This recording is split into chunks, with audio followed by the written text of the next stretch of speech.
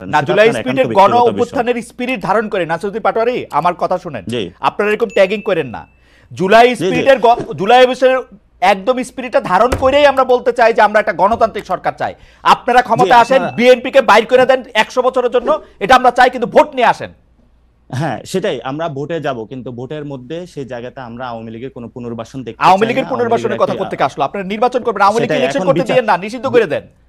তাহলে আওয়ামী লীগ প্রশ্নে তাহলে বিএনপির অবস্থান ক্লিয়ার করুক, জাতি তার অবস্থান ক্লিয়ার করুক, সেই জায়গায় কিন্তু আপনারা ক্লিয়ার না হয়, মানে সরকারে বলেন আওয়ামী লীগকে নিষিদ্ধ করে দিতে, সরকারে বলেন আওয়ামী লীগকে নিষিদ্ধ করে দিতে, বিএনপি কি করবে? খালিদ ভাই, এখানে হলো আইনজ্ঞ একজন ব্যক্তি রয়েছেন এবং আপনিও বেশ ভালো পড়াশোনা আছে, আপনি যদি ডিরেক্টলি যেমন ছাত্রলীগকে নিষিদ্ধ করা হয়েছিল উইদাউট এনি কমিশন, তার কোনো বিচার প্রক্রিয়ার মধ্যে কিন্তু সে আসে নাই, আপনি যদি আওয়ামী লীগকে এভাবে নিষিদ্ধ করেন উইদাউট এনি বিচার, তো সে কিন্তু কোনো কমিশন গঠন ছাড়া আপনি একটা দলকে নিষিদ্ধ করে দিলেন, করেন কমিশন গঠন, কমিশন গঠন করেন, সেই বিষয়গুলো তো আমরা দাবি তুলছি, কিন্তু এই দাবিগুলো তো আমরা জনগণের পক্ষের কাছে গিয়ে বুঝাচ্ছি, তুলছি। আমরা তো জনগণের কাছে এখনই যায় নির্বাচনী সভা করছি না, আমরা তো জনগণকে এখনই গিয়ে যায় প্রেসার দিচ্ছি না, ভোট চাই ভোট চাই ভোট চাই, আমরা তো এই কাজগুলো এখন করছি না। আমরা বলি ভোট, আপনারা জনগণের কাছে গিয়ে জিজ্ঞেস করেন জনগণ কি চায়, এই ঘরের মধ্যে বসে না দেখা জনগণের কাছে গিয়ে জিজ্ঞেস করেন। আমরা বিভিন্ন জায়গায় গিয়ে মাতবরি না করে ইয়ার থেকে জিজ্ঞেস করেন জনগণ কি চায়।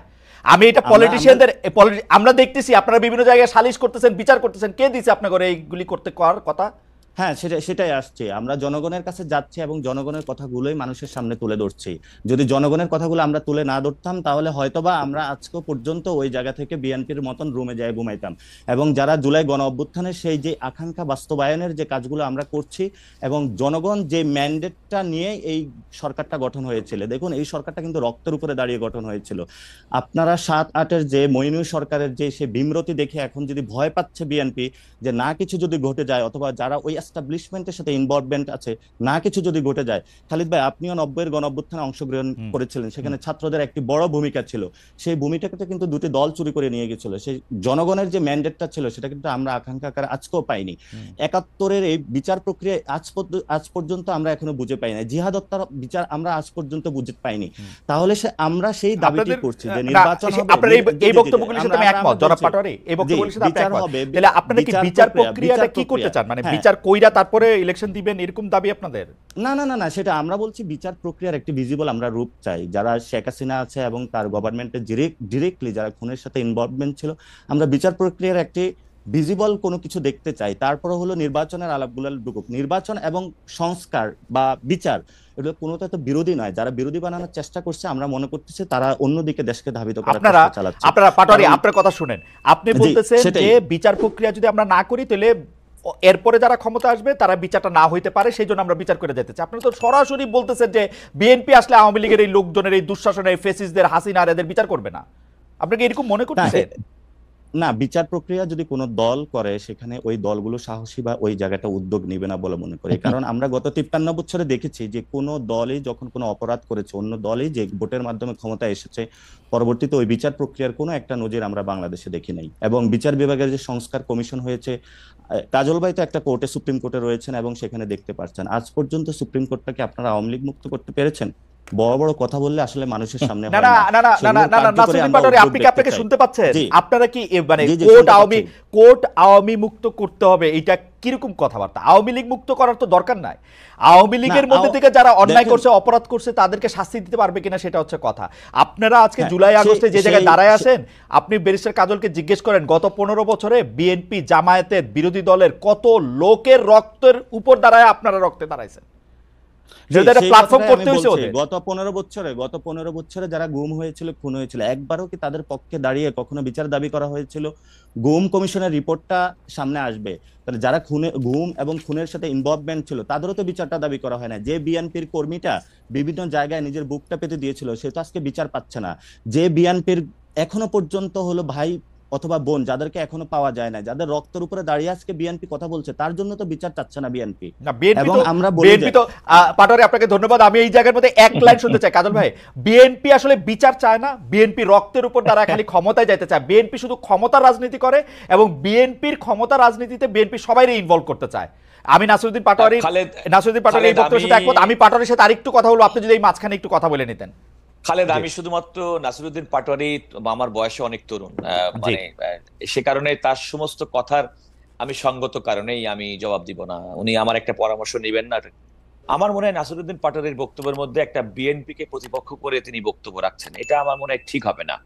এই কারণে ঠিক হবে না, আপনি দেখেন এই আন্দোলনে 2000 নেতাকর্মী যদি এই মানে ছাত্র জনতার যদি হত্যা হয়ে থাকে, বিএনপির পক্ষ থেকে সুনির্দিষ্টভাবে 422 জন তাদের নেতাকর্মীর তালিকা দেওয়া হয়েছে যারা এই জুলাই আগস্ট বিপ্লবে তাদের নিহত হয়েছেন।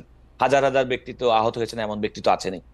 সবচেয়ে বড় কথা, বিগত 15 বছর হাসিনা বিরোধী আন্দোলন করতে গিয়ে 50 লক্ষাধিক মানুষ রাজনৈতিক মামলায়, মিথ্যা মামলায় মানে গ্রেপ্তার হয়েছেন। কিন্তু কাজল ভাই, ফ্যাক্ট রিমেন্স হাসিনাকে সরাইছে ছাত্ররাই। বিএনপি পারে না, লিফলেট দিছে 28 অক্টোবরের পর থেকে লিফলেট দিছে, দেখছি আমি ইলেকশনের সময় দেশে গেছিলাম। আমি দেখেন, আমি সেক্ষেত্রে নাসিরউদ্দিন পাটোয়ারির একটা কথা, এটা কিন্তু কনসার্টেড কোনো একটা আন্দোলনের সফল পরিণতি ছিল না। দীর্ঘদিন হাসিনার বিরুদ্ধে মানুষের ক্ষোভ, বঞ্চনা, খুন, গুম, নির্যাতনের বিরুদ্ধে মানুষের ফুঁসে ওঠা, ভিতরে অগ্নিগর্ভ, তার একটা স্ফুরণ ঘটেছে মাত্র 5ই আগস্টের মাধ্যমে। ছাত্ররা শেষ মুহূর্তে সে ফোর ফ্রন্টে থেকে সেই বিস্ফোরণের ক্ষেত্রে আমাদের অগ্রসারী হয়েছে। ভাই আপনি বলেন না প্লিজ, আমি বলি জুলাই আগস্টের 5 তারিখ থেকে বা 1 জুলাই থেকে আমি এটা ফলো করতেছি, ওরা যদি মইরা গিয়া দাঁড়ায় না থাকতো তাহলে আজকে আপনারা ক্ষমতায় যাওয়ার এই স্বপ্ন দেখতেন না। খালেদ প্লিজ, আমি এই স্পিকটার সঙ্গে বিন্দুমাত্র আপনি আমাকে প্লিজ মিসকোট করেন। আমি বলছি যে জনগণের মধ্যে স্বতঃস্ফূর্ততা তৈরি করার জন্য দীর্ঘদিনের লাঞ্ছনা, বঞ্চনা, দুঃশাসনের যে সমস্ত রাজনৈতিক কর্মসূচি বিএনপি এবং সরকার বিরোধী, হাসিনা বিরোধী, আওয়ামী লীগ বিরোধী, তাদের কি কোনো কন্ট্রিবিউশন নাই? কন্ট্রিবিউশন আছে, কিন্তু বড় কন্ট্রিবিউশন লিডারশিপ ছাত্রদের। আমার মনে হয় আপনি আমাকে প্লিজ মিসকোট, আমি লিডারশিপ আমি বলছি ছাত্র জনতা অগ্রগামী থেকে সেই দীর্ঘদিনের নেতৃত্ব দিয়েছে, নেতৃত্ব অগ্রগামী না, নেতৃত্ব। সেটা আমি অস্বীকার করছি না, আপনি শব্দ ঠিক করেন, নেতৃত্ব দিয়েছে। না, আমি নেতৃত্ব দিয়েছি আমি বলছি, কিন্তু আমি বলছি যে সেটি কিন্তু একটা সমস্ত মানুষের ক্ষোভ, বঞ্চনার বহিঃপ্রকাশ, যে যেভাবে পারছে সেভাবে ঘটিয়েছে। ছাত্ররা তাদের জীবন দিয়ে, আমি তাদের প্রতি গভীর শ্রদ্ধা করি। আরেকটি কথা বলি শোনেন, আপনি এই 5 তারিখের আগে মার্চ ফর জাস্টিস একটা কর্মসূচি ছিল এই সুপ্রিম কোর্টের মধ্যে, আপনি খেয়াল করে দেখবেন খুব কোটি কয়েক ছাত্র, বিশ্ববিদ্যালয় বন্ধ ছিল, তারা কিন্তু সুপ্রিম কোর্টের মধ্যে আসার সুযোগ দিচ্ছে। আমরা কিন্তু আইনজীবীরা পুলিশের সঙ্গে, আমরা আইনজীবীদের ছাত্রদের পাশে দাঁড়িয়ে সুপ্রিম কোর্ট কেন্দ্রিক মার্চ ফর জাস্টিস যে কর্মসূচি 3 তারিখে সম্ভবত, সেটা আমরা সফল করতে সক্ষম হয়েছি। সুতরাং শ্রেণী পেশার মানুষ, আমাদেরকে কোনো নির্দলীয় ক্যারেক্টার ছিল না, আমাদের একটা দলীয় ক্যারেক্টার ছিল, কিন্তু আমাদের অভিন্ন লক্ষ্য ছিল, একটা ফ্যাসিবাদ মুক্ত। আমি আসলে আসবো আবার কাজল ভাই 2টা মিনিট একটু পাটোয়ারিকে শুনে আসি। আমি শুধু এটা জানতে চাইছিলাম যে বিএনপি শুধু সুযোগের মধ্যে অপেক্ষায় থেকে সুযোগটাকেই কাজে লাগাইতে চাইতেছে কিনা, যেই সুযোগটা আমরা দেখছিলাম যে বাংলাদেশকে আসলে বদলায় দেওয়ার যে সুযোগ। এত ন্যারোলি বিএনপির মতো একটা জনপ্রিয় রাজনৈতিক দল, যে দলকে ভাঙার জন্য শেখ হাসিনা 15 বছর প্রাণান্তকর চেষ্টা করেছে, সেই দল পারছেও তো পারে নাই।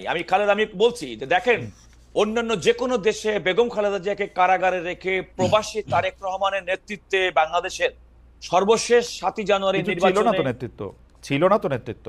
আপনারা তো ছিল না তো নেতৃত্ব। আমি একটা কথা বলি, আমি বলি বিএনপির এত বড় একটা বিশাল রাজনৈতিক দল, আপনি যদি আইডেন্টিফাই করতে চান যে আপনি অমুককে দেখি না, অমুককে দেখি নাই, তাহলে দীর্ঘদিনের কাজল ভাই, আমি একটু পাটোয়ারির সাথে কথা বলি। আমি শুধু এই কথা